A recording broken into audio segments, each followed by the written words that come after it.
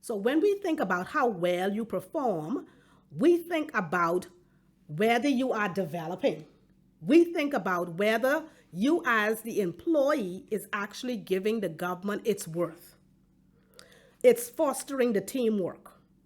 And we say that once that has happened, it will directly lead to achieving your organizational goal. Earlier, we briefly mentioned the EPAR. That's what we call it short. In essence, Employee Performance Appraisal Record.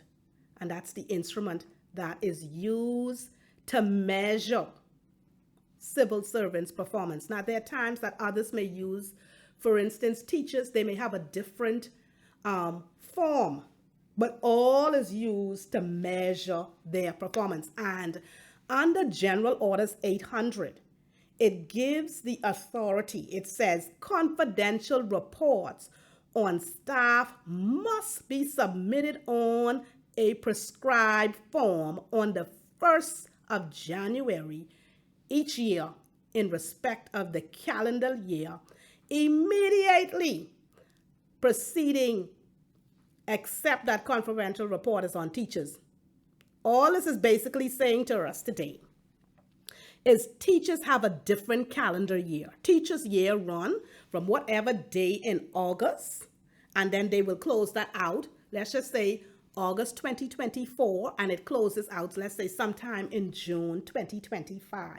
And that would be respect of their calendar year.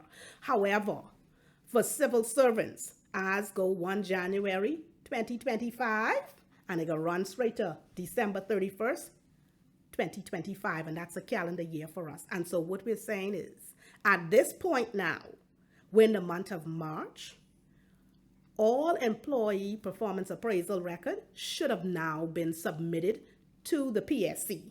And when we receive these documents, those same officers now reviews the performance appraisal.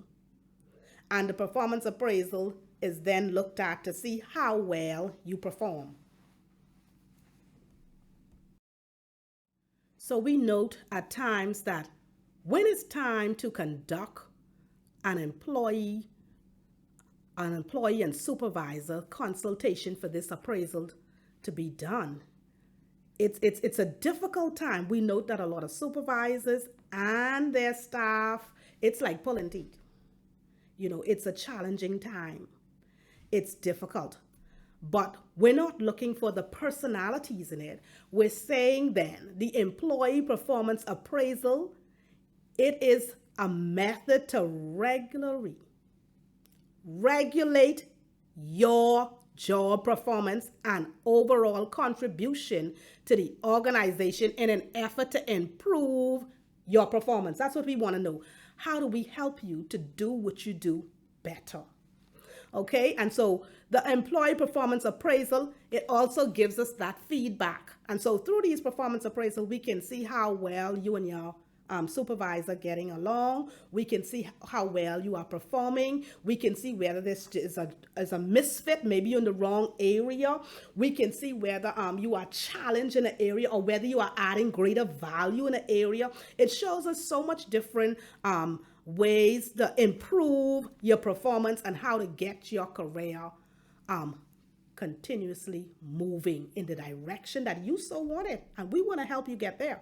And so this is the performance appraisal. That's what it's really designed to do.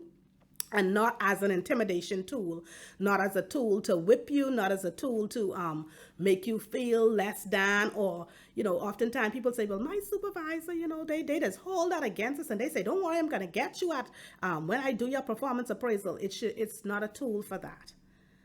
Now, at times, I know that some supervisors go to that level, but that's not the right place. And I'm going to show you or help you to understand when there's differences, how do you report on this performance appraisal? Because some persons say, I'm not signing it. I want to encourage you. This is your performance. You ought to sign it. Sign it doesn't mean that I totally agree with what the supervisor is saying, but it says you acknowledge the fact that you had this meeting and this is the performance. And if you have some comments, you also can answer that as well, right? So that helps us with that. And it also helps us when you need to be confirmed an appointment, because we look at your performance. How well did you perform? Were you to work on time? Did you actually work?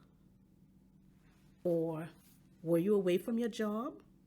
The type of work that you would have done, is it in alignment with your job description? And so we look at those things, and of course that help you to be go to the P&PE or confirmed an appointment, or be re-employed on temporary month-to-month terms, or promotion, and even in disciplinary matters, okay? And so that's what the performance appraisal instrument is used for. Continuing in that same vein, we always look at where do you get your authority from, right? And so all of this we heard happening, it's basically saying to us where we get all of this power from, where we get this authority from to inform other ministries what should happen. So we note that basically General Orders 807, it gives the Public Service Commission the authority to call at any time, any point in time. We can then call your ministry and say, listen, send us report on this particular employee. We can say that at any time. General Orders 808, it basically gives us that authority because it says that, listen, how this report should be prepared. We talk about that as well, just a tad bit. And it talks about how the report should be in the person's own handwriting. I know we have somehow moved away from that. You know, we got a little fancy and we now type it in and all of that. And that's, I guess, perhaps still fine, but we still require persons to sign. And so all of this here, this background is basically to give you some information on where do we get this power and the authority to say so. And to say that when you need to submit the form, how you need to do it, or basically how your ministry ought to deal with the performance appraisal. Because we talk about, we want to tell you your relationship through your performance appraisal with the Public Service Commission, okay, and how it impacts your life. And so these are ways that it impacts your life.